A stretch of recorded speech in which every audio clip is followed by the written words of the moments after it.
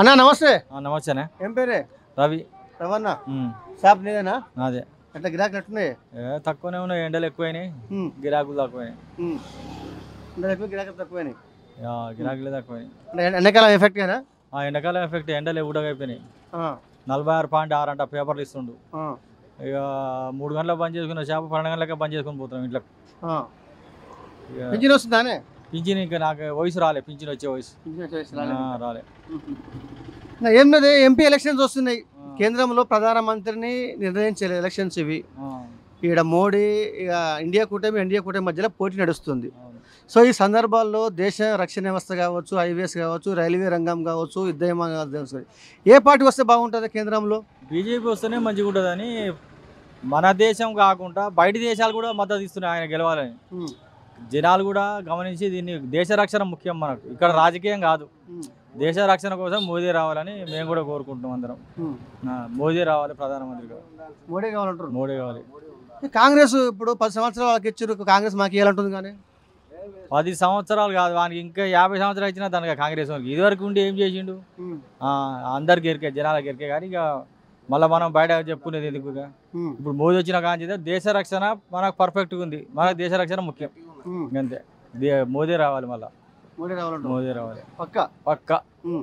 మోదీ వస్తేనే దేశం రక్షణ కలిగింటారు. ఇప్పుడు మోడీ అంటారు కానీ మోడీకి ఓట్లు వేస్తారా రేపు?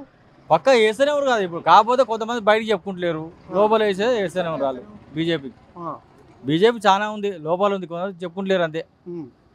పక్క ఈసారి బీజేపీ ప్రధానమంత్రి మోదీ. ఓకే అన్న, థ్యాంక్ యూ. ఓకే అన్నా నమస్తే. నమస్తే అన్న. ఏం పేరన్నా? బుచ్చిరామన్న. ఏం చేస్తారన్నా? Auto driving. ఎట్లా ఉన్నాయి గిరాకులు? ఎట్లున్నాయి గిరాకులు? రేవంత్ రెడ్డి వచ్చిన కానీ గిరాకులు వేయలేవు. ఎందుకే రేవంత్ రెడ్డి వచ్చిన తర్వాత? వెళ్తలేదు ఆయన విజ్ఞ పథకం, అంటే మహాలక్ష్మి పథకం ఆటో డ్రైవర్ని బోర్లు వేసింది. 12,000 ఇచ్చినాక పెడితే బాగుండు. అది పెట్టకముందే ఫ్రీ బస్ పెట్టిండు. ఫ్రీ బస్ వల్ల ఎఫెక్ట్ పడ్డది. అంటే ఫ్రీ బస్సు పెట్టక ముందు గిరాకులు ఎట్లా ఉండేది, ఇప్పుడు ఎట్లా ఉన్నాయి? అంతకుముందు రోజు 1500 అయ్యేది, ఇప్పుడు 900 700 అవుతున్నాయి. డీజిల్ మళ్ళీ 500 పోద్దాం, 400 మిగులుతుంది. డీజిల్ కూడా 400 మిగులుతున్నాయి. అంటే కూలి కూడా గిట్టుబాటు కావట్లేదు. అట్లే ఏం కుటుంబం కూడా కష్టమైపోయింది. ఇప్పుడు ఏం లేదన్నా, ఎంపీ ఎలక్షన్స్ వస్తున్నాయి. కేంద్రంలో ఇండియా కూటమి మధ్యలో పోటీ నడుస్తుంది. దేశం సుభిక్షంగా ఉండాలన్నా, దేశం డెవలప్మెంట్స్ కావాలన్నా, అన్ని రంగాలు అభివృద్ధి చెందాలంటే ఏ పార్టీ వస్తే బాగుంటుంది అనుకుంటారు? BJP party.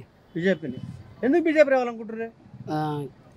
దేశం కోసం పనిచేసే పార్టీ అది. ఇన్ని రోజులు కాంగ్రెస్ చేస్తే ఇవన్నీ యాడియానే మత కళలు వాళ్ళే చేస్తారు, మళ్ళీ బీజేపీ చేసిందని పెడతారు.